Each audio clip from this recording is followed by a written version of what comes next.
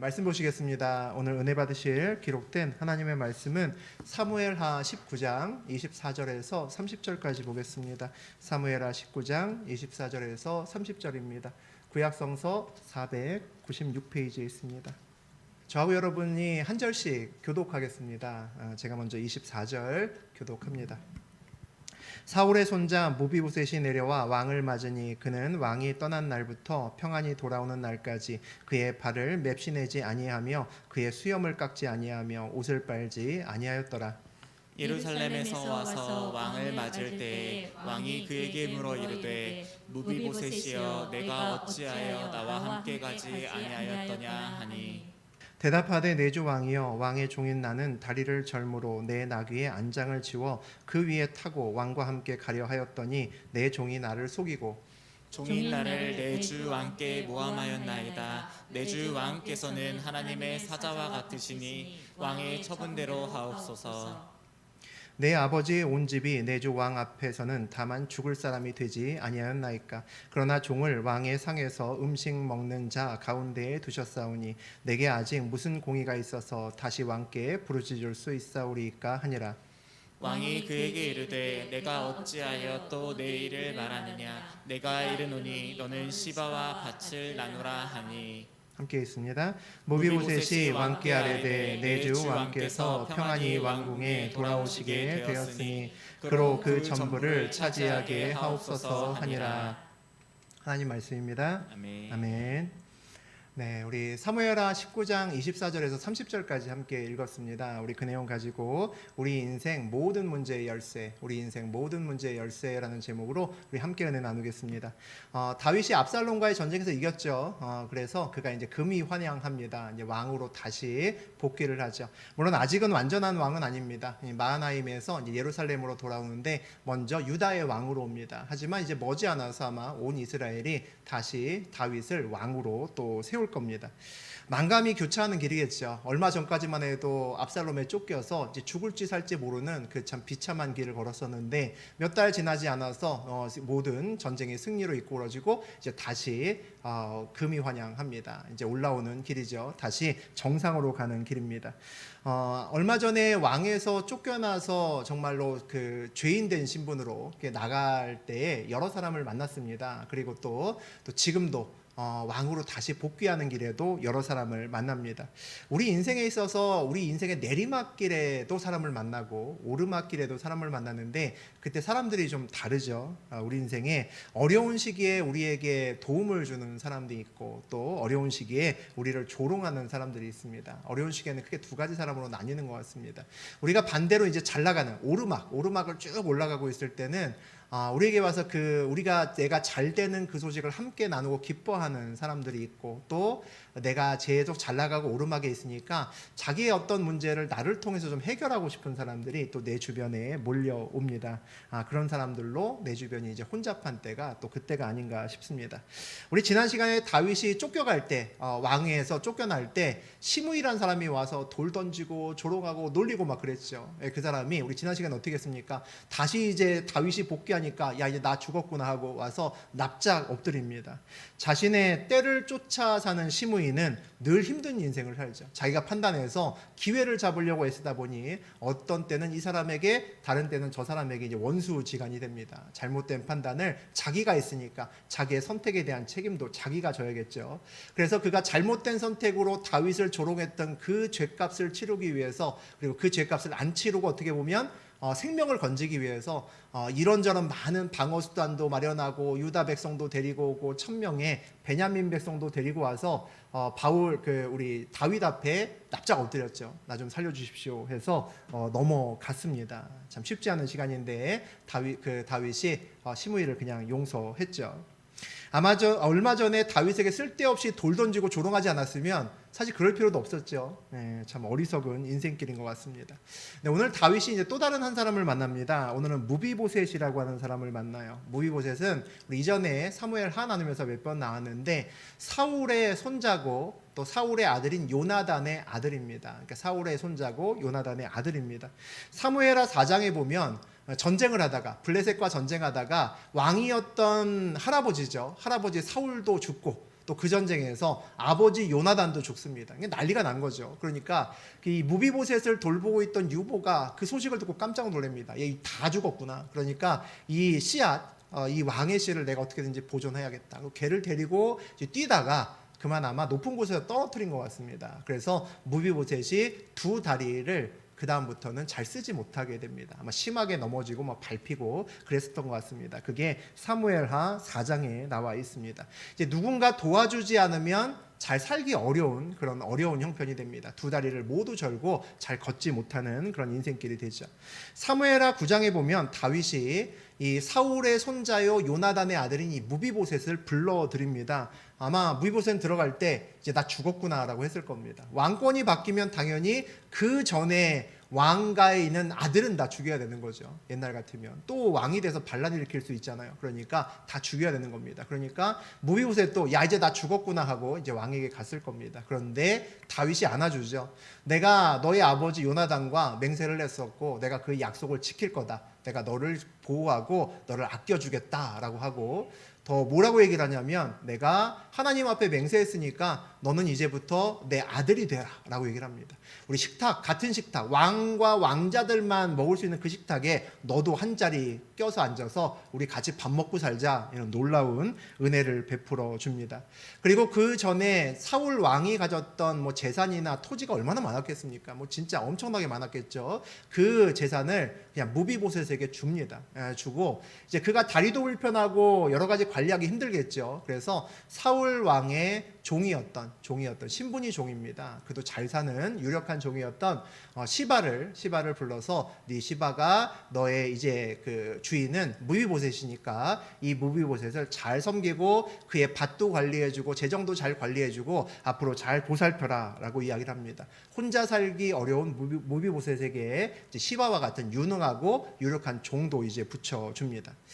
이렇게 이제 은혜를 베풀었으니까 잘해줬잖아요. 물론 우리가 누군가를 잘해줄 때 너 나중에 내가 어려우면 갚아야 돼 이러고 잘해주진 않죠. 하지만 내가 은혜를 베푼 자에게 내가 힘들어지거나 어려워지면 그래도 내가 좀 도와주고 은혜 베푼 사람은 그래도 나하고 좀 같은 배도 타주고 나를 좀 도와주고 이래야 되겠다라는 건 우리 누구나 그렇게 생각을 합니다. 그런데 다윗 입장에서 완전히 배신감에 쩔어버리는 그런 상황이 마련됩니다.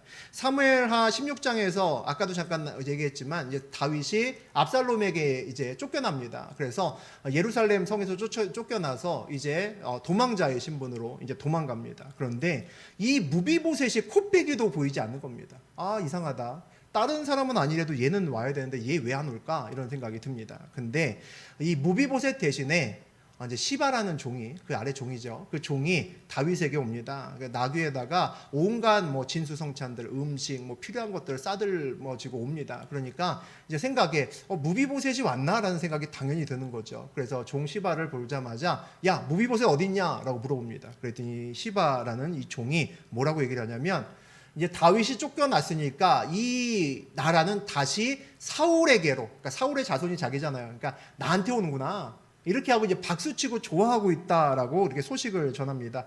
와, 완전히 뒤통수 쳤습니다. 배신 때렸습니다. 이런 소식을 전하는 거죠. 그러니까 다윗이 얼마나 화가 났겠습니까? 완전히 열받은 거죠. 내가 잘해준 게 없으면 야, 그럴 수도 있지 하고 넘어갈 수 있지만 내가 그동안 자기한테 얼마나 잘해줬는데 야, 다른 사람 몰라도 무비보셋은 나한테 이러면 안 되지. 그런 마음이 막 올라왔습니다. 다윗은 적어도 무비보셋은 다른 사람 아니더라도 얘는 자기를 따라올 줄 알았던 거죠. 화가 난 다윗이 그 시바에게 종에게 얘기를 합니다. 앞으로 무비보셋 재산 다 네 거다. 네가 다 가져버려. 이렇게 주지 마. 이렇게 결론을 내려줍니다.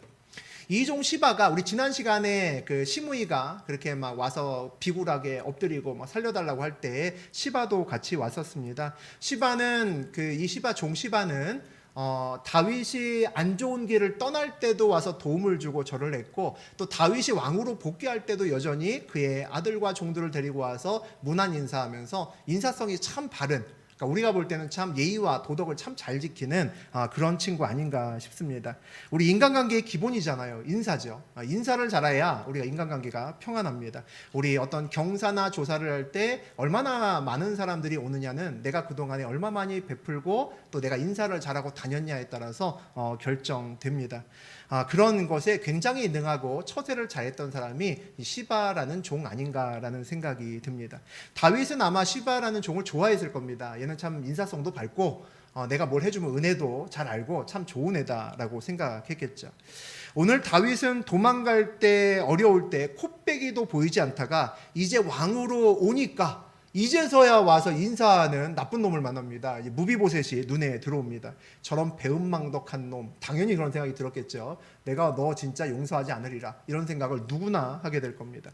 다윗은 완전히 벼르고 있고, 또 이 무비보셋은 우리 지난 시간에 시므이처럼 오늘 말 한마디 잘못하면 목이 달아나는 겁니다. 어떻게든지 간에 생명을 구해야 되는 절대절명의 순간인 거죠. 큰 문제를 풀어야 되는, 생명이 걸린 문제를 풀어야 되는 그 문제를 안고 이제 다윗 앞에 엎드렸습니다. 이제 오늘 상황을 같이 보죠. 우리 24절과 25절 보겠습니다. 사울의 손자 무비보셋이 내려와 왕을 맞으니 그는 왕이 떠난 날부터 평안히 돌아오는 날까지 그의 발을 맵시내지 아니하며 그의 수염을 깎지 아니하며 옷을 빨지 아니하였더라. 예루살렘에서 와서 왕을 맞을 때 왕이 그에게 물어 이르되 무비보셋이여 내가 어찌하여 나와 함께 가지 아니하였느냐 하니, 무비보셋이 왔는데 완전히 꼬질꼬질한 모습으로 나온 겁니다. 꼬질꼬질한 모습으로 왔다는 거는 막 머리도 못 감고 막 엉망으로 해서 왔다는 거죠. 옷도 막 그지같이 입고 오고. 그러니까 볼 때 마음고생이 심했겠네라는 생각은 누구나 할 수 있습니다. 뭐 다윗도 당연히 이제 지가 내 말 한마디면 이제 죽을 수도 있는데 마음이 편하지 않았겠지, 잠도 못 잤겠구나, 뭐 이런 얼굴로 아마 무비보셋을 봤을 겁니다. 그러니까 옛날에 잘해야지, 쫓겨갈 때는 코빼기도 안 보이더만 이제 와서 뭐 아는 척하고 인사하려고 그래, 다 필요 없어, 이런 마음으로 아마 무비보셋을 봤을 겁니다. 발을 맵시내지 않았다는 것은 요즘 말로 하면 발에 네일하지 않았다는 겁니다. 우리 여자들 친구들 만나면, 요즘에 여름인데 내 친구를 만났는데 발에 네일도 하나도 안 하고 발이 엉망입니다. 그럼 무슨 생각하겠습니까? 얘 올 여름에 휴가 안 갔구나 라고 생각하겠죠. 휴가 가면 누구나 예쁜 신발을 신고 또 바닷가에서 놀아야 되기 때문에 발까지 깨끗하게 네일을 하게끔 되어 있습니다. 여름에 친구가 이렇게 아무것도 하지 않고 있으면 또 얼굴도 막 부시시하고 옷도 새 옷도 안 입고 이렇게 나오면 야, 얘 올 여름에 아무 데도 안 가고 집 안에만 있었겠구나 할 수 있죠. 예, 똑같습니다.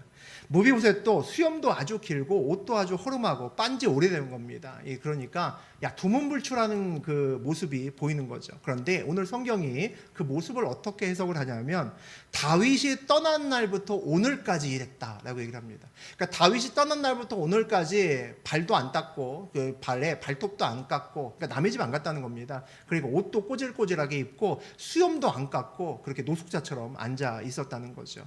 그렇게 뭘 하고 있었다는 겁니까? 다윗이 없는 동안에 그렇게 있었다는 것은 다윗을 그리워하고 다윗을 슬퍼했다는 얘기입니다. 이게 무비보셋에게 다윗이 몰랐던 뭔가가 있구나라는 것을 이제 느낄 수 있습니다.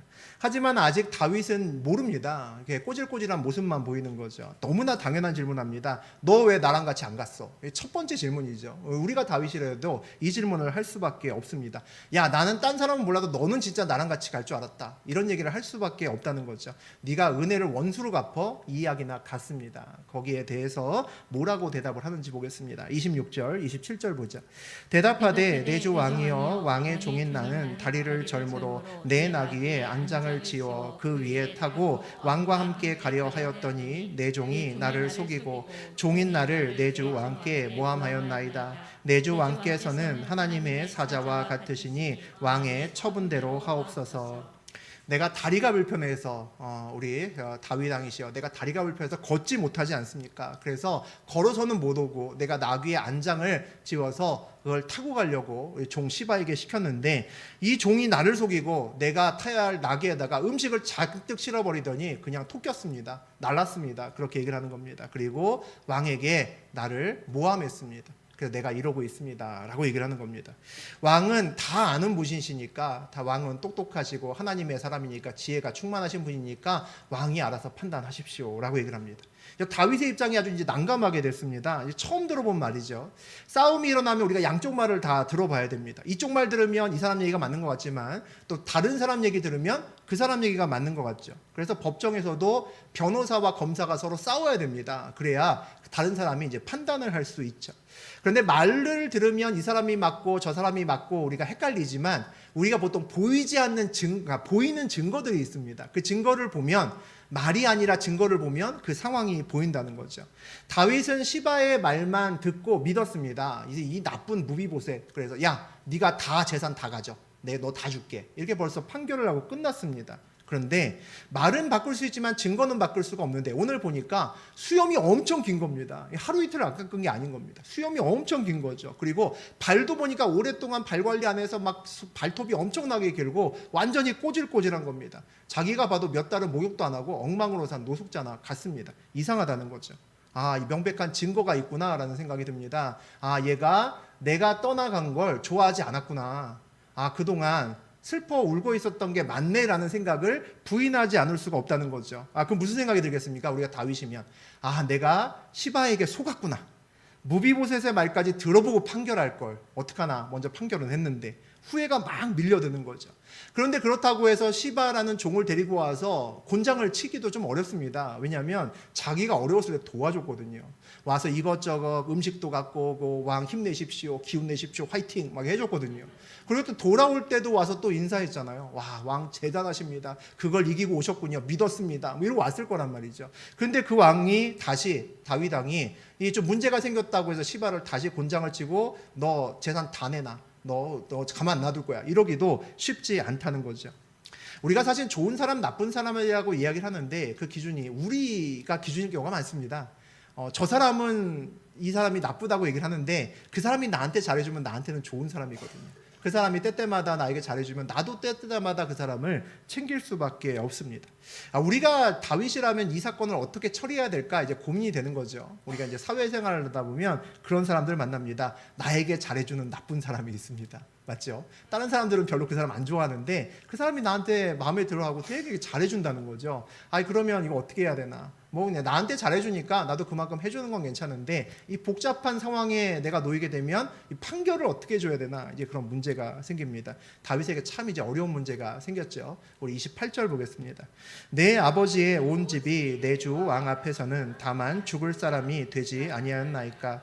그러나 종을 왕의 상에서 음식 먹는 자 가운데에 두셨사오니 내게 아직 무슨 공의가 있어서 다시 왕께 부르짖을 수 있사오리까 하니라. 무비보셋이 더 얘기를 하면서 다윗의 마음에 더 큰 부담을 돌덩어리를 확 줍니다.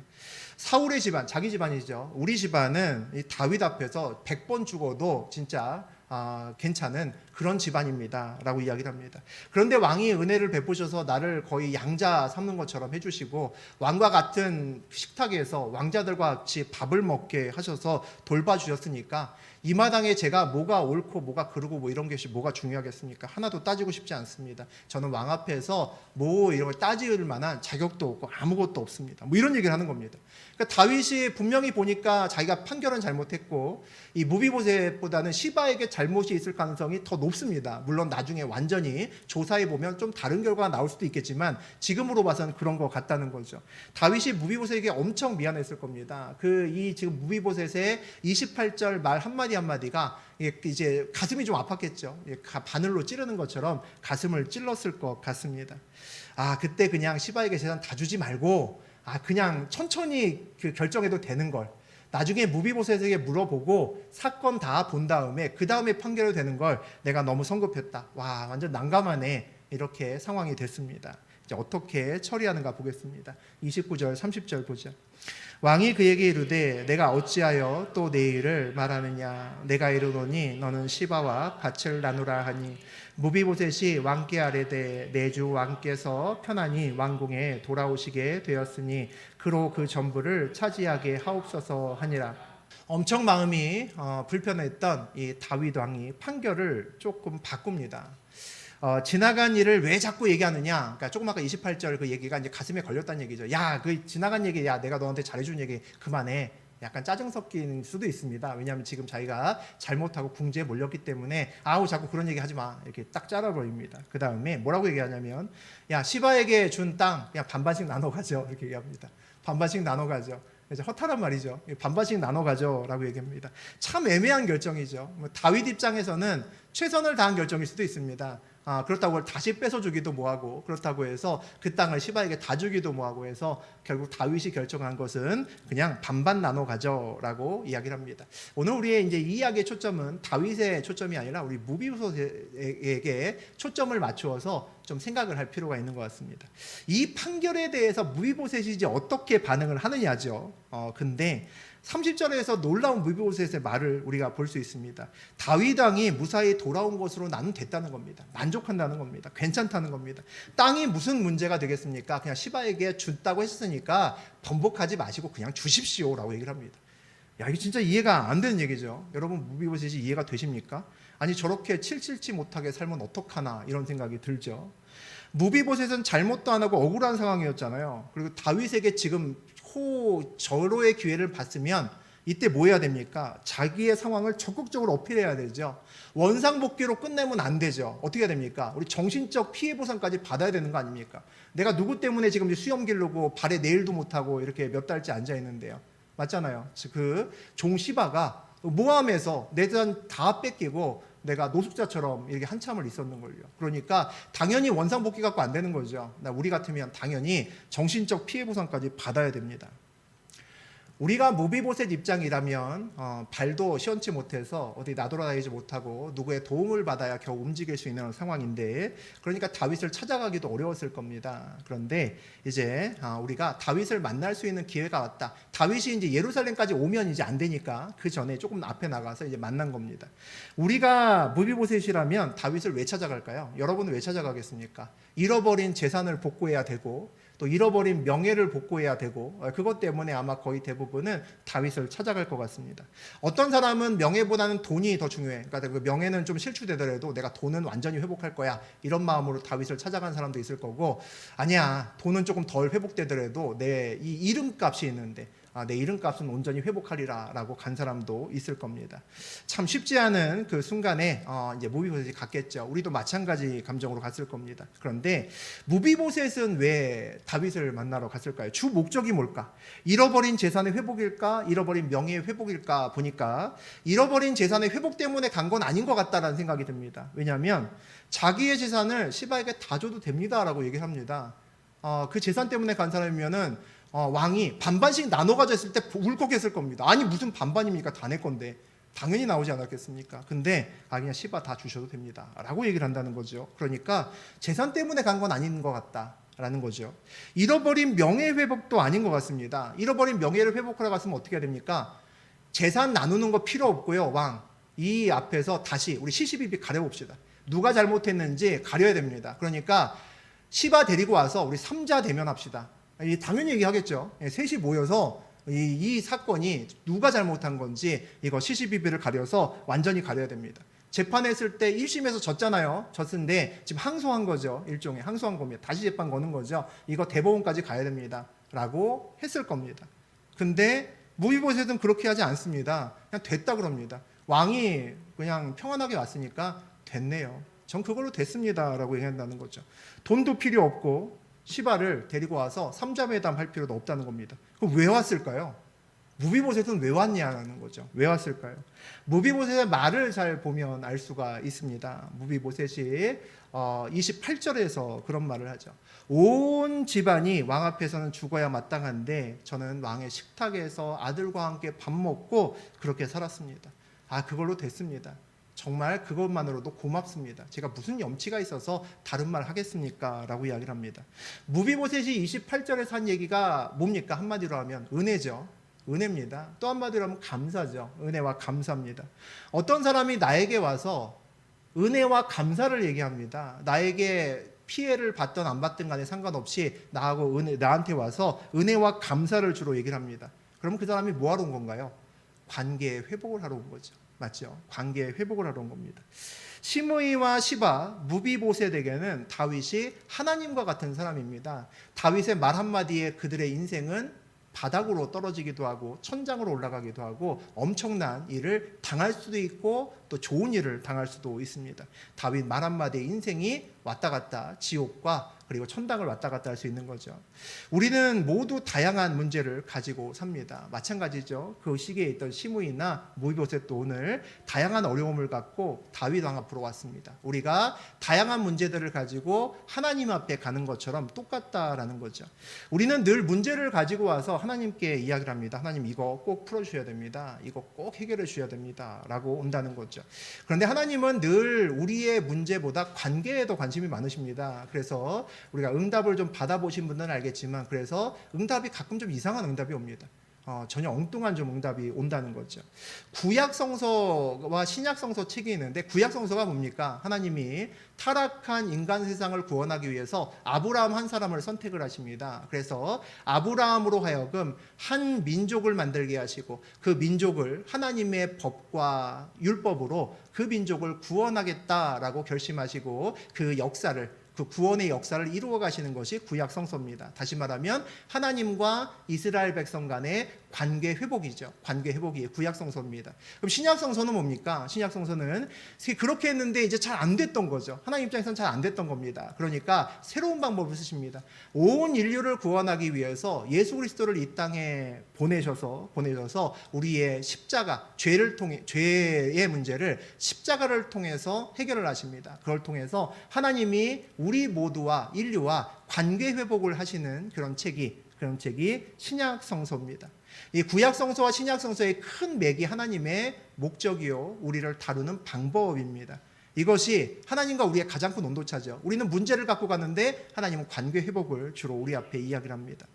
사람 사이의 관계 회복도 마찬가지인 것 같습니다. 우리가 어떤 사람과의 관계 회복을 하고 싶은데 잃은 돈을 먼저 붙들면 절대로 관계 회복되지 않습니다.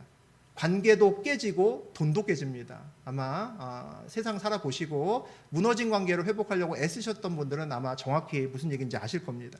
내가 잃은 명예를 먼저 붙들어도 관계 회복되지 않습니다. 잃은 명예를 붙들려면 시시비비를 가려야 됩니다. 내가 저 사람에게 관계 회복해야지. 내가 지금 소원한데 이 사람하고 좀 이전 관계로 좋아져야지 했는데 왜 우리가 나빠졌는지부터 얘기해서 시시비비 가리면 절대로 그 사람하고 관계 회복할 수 없습니다. 더 악화되죠. 명예도 잃고 관계도 잃게 됩니다. 그럼 이런 관계를 회복하려면 어떻게 해야 됩니까? 오늘 무비보셋이 우리에게 답을 줍니다. 은혜를 이야기하면 됩니다. 감사를 이야기하면 되죠. 우리가 좋았던 때에 은혜와 감사를 고백을 하면 관계가 좋아질 수 있습니다. 다윗이 왕이 돼서 귀환하는 길에 여러 사람을 만나죠. 우리 시므이도 만났고 시바라는 종도 만났고 오늘 무비보셋까지 우리 세 사람째 만나고 있습니다. 세상의 관점에서 보면 누가 가장 이익을 많이 얻었나요? 이 두 번째 만남을 통해서 시므이죠. 시므이가 가장 큰 이익을 받습니다. 시므이는 어저께 우리 지난 시간에 다루었던 그 내용 와서 적절하게 자기의 처세하지 않았으면 죽었습니다. 죽었죠. 그런데 와서 잘 엎드리고 또 주변에 자기를 도와줄 사람들, 다윗과 친한 사람들을 불러 모아서 같이 와서 엎드리고 기가 막힌 처세술로 살아났습니다. 생명을 구했죠. 생명을 구하고 또 벌도 안 받았습니다. 생명을 구했을 뿐만 아니라 벌도 안 받았죠. 그러니까 가장 많은 이익을 받고 넘어갔습니다. 많은 사람들이 아마 시므이의 모습을 보면 야 제갈구명처럼 진짜 머리 잘 쓰고 처세 잘해서 위기에서 잘 벗어났네 라고 이야기를 할 겁니다. 관계 회복의 관점에서 보면 누가 가장 바람직한가요? 아마 다 세 사람 중에서 이견 없이 무비보셋이라고 아마 말씀을 하실 겁니다. 시므이는 자기의 죄를 덮기 위해서 일부러 왕과 친한 사람 데리고 와서 쇼하고 엎드리고 했습니다. 하지만 그 모습을 본 어느 누구도 시므이가 진짜 마음으로 회개해서 왔다라고 하는 것을 생각하는 사람은 아무도 없었을 겁니다. 살기 위해서 왔구나. 살기 위해서 눈물을 흘리는구나 라고 다 생각하면서 어쩔 수 없는 여러 가지 역학관계 속에서 다윗도 그를 용서해 주었을 겁니다. 돈과 생명은 구했지만 관계 회복은 사실은 그대로라는 거죠. 똑같습니다. 겉모습으로는 회복되었지만 관계 회복은 똑같습니다. 그래서 결국 이것이 시므이의 인생길에 문제가 나중에 됩니다. 시바는 또 어떻습니까? 아주 처세술에 밝은 사람이죠. 다윗이 쫓겨날 때 돌아올 때도 그는 이런저런 도움을 주었습니다. 그런데 오늘 시바가 왕께 그렇게 잘했던 이유가 오늘 이제 밝혀졌죠. 오늘의 사건이 없었으면 다윗은 시바가 충성심 때문에 나에게 그렇게 했을 거다라고 생각했을 겁니다. 제가 나를 좋아했구나 라고 생각했을 겁니다. 근데 오늘 무비보셋을 만나고 났더니 이유가 밝혀진 거죠. 저 아이가 자기 주인 무비보셋의 재산이 탐이 났구나. 다른 것이 탐이 났구나. 그래서 저 짓을 저질렀구나. 질투가 났구나 라는 것을 알았을 겁니다. 그러니 오늘 다윗과 그리고 시바의 관계는 거기까지로 끝났다는 거죠. 무슨 얘기입니까? 돈으로 맺어진 관계는 나중에 돈으로 정산하면 됩니다. 맞죠? 우리 기업체를 하다가 돈으로 맺어진 사이는 돈으로 정확히 배분해서 쉐어하면 끝나는 겁니다. 돈 때문에 얽힌 관계에서 마음을 주는 경우는 굉장히 드뭅니다. 돈으로 얽힌 관계이기 때문이죠. 오늘 시바와 다윗의 관계도 그런 관계로 정리가 끝났습니다.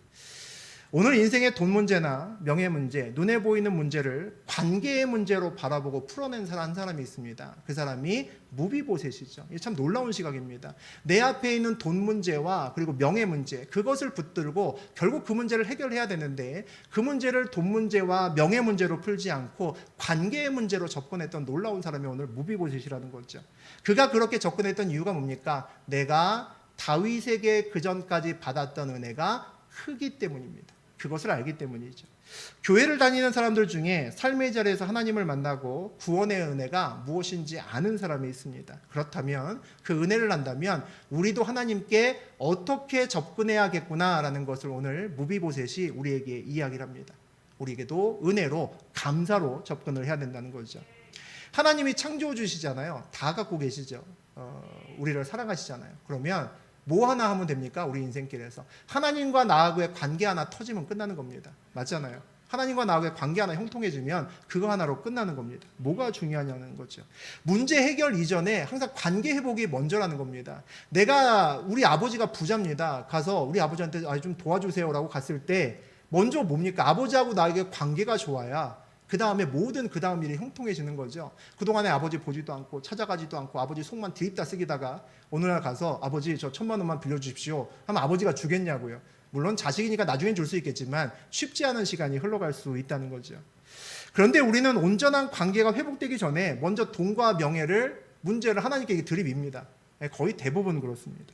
대놓고 하나님께 내 삶의 목적이 하나님이 아니라 돈입니다. 명예입니다 라고 이야기하는 것과 다르지 않습니다. 문제는 그렇게 하고도 우리가 무엇이 문제인지 잘 모른다는데 진짜 문제가 있습니다. 그런 얘기를 하면 관계 회복이라는 얘기를 하면 대부분 어떤 얘기를 하냐면 나 예배 잘 드리는데 헌금도 잘 드리고 뭐 거의 대부분 이렇게 반응을 합니다. 무슨 얘기입니까? 예배 잘 드리고 헌금 잘 드리면 나 문제 없는데 라고 이야기하는 것 같습니다. 좀 오래된 책인데 닉 워렌 목사님이 쓰셨던 목적이 이끄는 삶이라는 책이 있습니다. 아마 읽어보신 분도 있을 겁니다. 2000년대 초반에 우리나라에서 엄청 유행했던 굉장히 많은 사람 베스트셀러 엄청나게 많이 팔렸던 책입니다. 목적이 이끄는 삶이라는 책이 있는데 기회 되시면 안 읽어보셨다면 한 번은 꼭 읽어보실 만한 책입니다. 많은 사람들이 교회를 다니다가 하나님을 만나고 감격하고 한때 구원의 기쁨을 얻으며 기쁨으로 찬양합니다. 그러다가 시간이 지나가면서 이제 시들해집니다. 구원받았구나 라는 것을 이제 알게 되니까 이상하게 시들해집니다. 왜 그러죠? 교회에 온 이유가, 하나님 믿은 이유가 뭡니까? 구원받기 위해서 온 거죠. 그런데 구원을 받았습니다. 목적을 달성을 했잖아요. 그러니까 이제 시들해지는 겁니다. 처음엔 기뻤다가. 연애할 때도 그래서 꼭 확인할 것이 있습니다. 여기도 커플이 있죠. 어떤 여자나 남자를 만나서 사귀는데 결혼이 목적이 되면 이거 조심해야 됩니다. 결혼하고 나면 시들해집니다. 목적이 달성됐기 때문이죠. 야, 결혼하기 전에는 저 남자가 안 그랬는데 저 여자가 안 그랬는데 야, 결혼하고 났더니 어떻게 저렇게 바뀌냐? 와, 같은 사람 맞아? 라는 생각이 있다면 아마 상대편은 그걸 겁니다. 나하고 만났던 이유가 결혼이 목적이었다는 거죠. 결혼했으니까 이제 더 이상 무엇을 더 많이 잘해줄 이유가 별로 없는 겁니다. 이전에는 어떻게든지 저 사람 마음에 들어서 결혼을 했어야 되는데 결혼하고 나니까 이제 됐다는 거죠. 사귈 때, 연애할 때 사귀는 이유가 무엇인지 점검할 필요가 있습니다. 결혼을 목적으로 사귀었다면 그 결혼 이후의 삶에 문제가 생길 수 있다는 거죠. 그래서 결혼의 우리의 사귐의 목적은 결혼이 아니라 더 깊은 관계가 목적이어야 됩니다. 신앙도 마찬가지죠. 구원이 목적이 아니라 하나님과의 더 깊은 관계가 우리 사이의 목적이 되어야 됩니다. 구원과 예배를 통해서 하나님과의 관계가 더 깊어져야 된다는 거죠. 하나님과 관계가 깊어지면 어떤 변화가 우리 삶에서 어떤 변화가 일어나냐면 같은 방향으로 걷습니다. 이게 놀라운 거죠. 하나님과 우리가 같은 방향으로 걷습니다.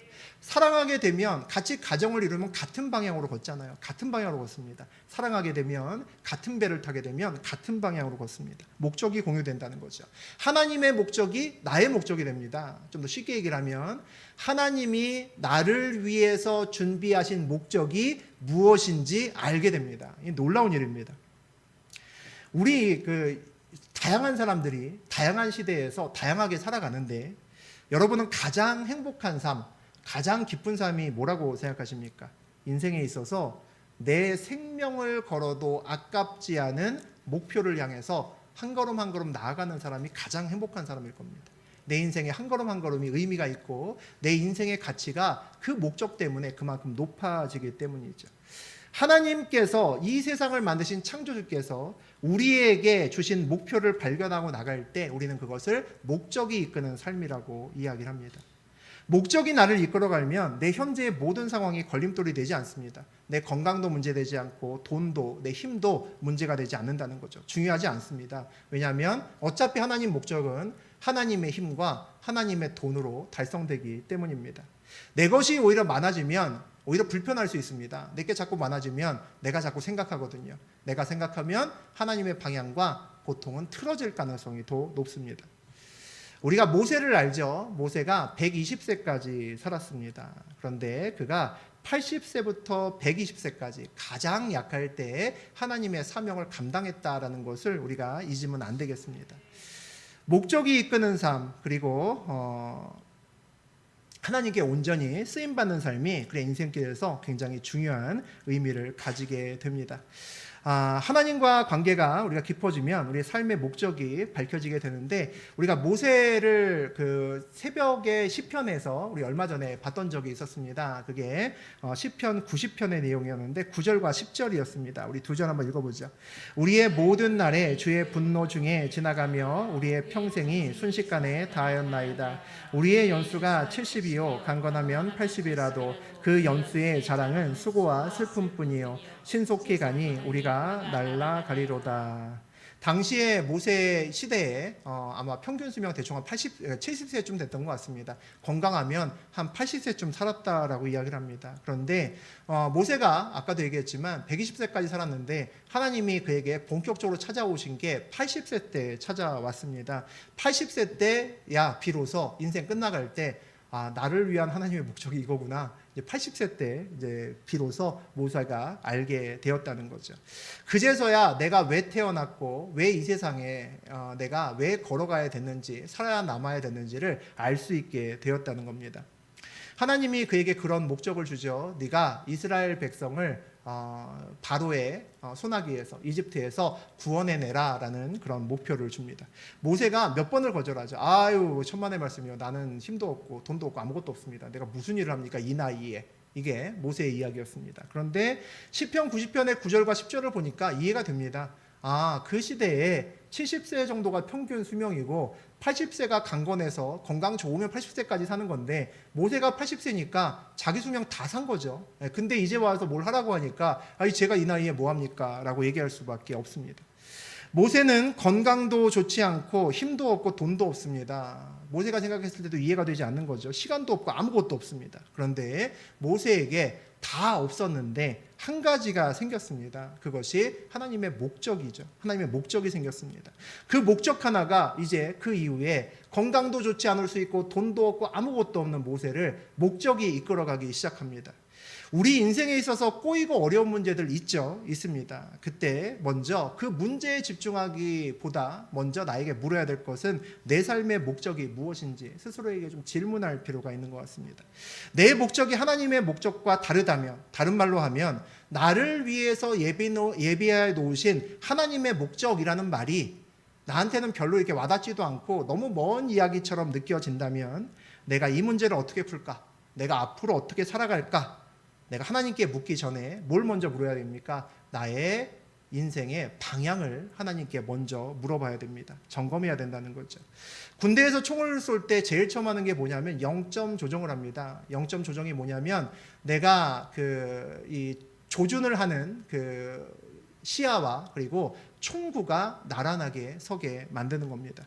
내가 그것이 나란하지 않으면, 내가 총구와 내가 가늠자가 나란하지 않으면 내가 내 눈으로는 정확히 타겟을 보고 쏠지라도 총구가 다른 쪽을 방향을 하고 있으면 내 옆 사람의 타겟에 가서 맞게끔 되어 있습니다. 방향이 중요하다는 거죠. 방향을 먼저 0점 조정을 잘 한 다음에 그 다음에 자세 잡는 것도 중요하고 사격 연습도 중요하고 다른 것도 다 중요해진다는 겁니다. 우리를 향한 하나님의 목적이 느껴진다는 것은 하나님과 온전히 관계 회복이 되었다는 겁니다. 하나님이 부르심 이후에 우리가 관계 회복이 필요하고 관계 회복이 되면 우리에게는 목적이 생깁니다. 하나님이 우리에게 예비하신 목적이 우리 앞에 놓이게 됩니다. 삶의 목적이 분명해지면 우리의 삶이 빛이 나기 시작합니다. 가장 행복한 삶, 가장 기쁜 삶이 만들어지는 거죠. 내 생명을 다해서 걸 수 있는 무엇인가가 우리 앞에 놓이게 됩니다. 그것이 목적이 이끄는 삶이죠. 목적이 이끌어가면 내 현재의 모든 상황, 여러분 앞에 모든 상황이 문제가 되지 않습니다. 그 모든 것들을 하나님의 힘으로 이끌어 가실 겁니다. 많은 사람들이 하나님과 관계 회복하라고 하면 아까도 얘기했던 것처럼 나 예배 안 빠지고 헌금 잘 드리는데 라고 이야기를 합니다. 온전한 관계 회복은 나를 위한 하나님의 목적이 있음을 알고 그 목적이 나를 이끌어가고 있는 것이 느껴져야 됩니다. 하나님이 나의 인생의 목적이다라는 것이 내가 느껴져야 된다는 거죠.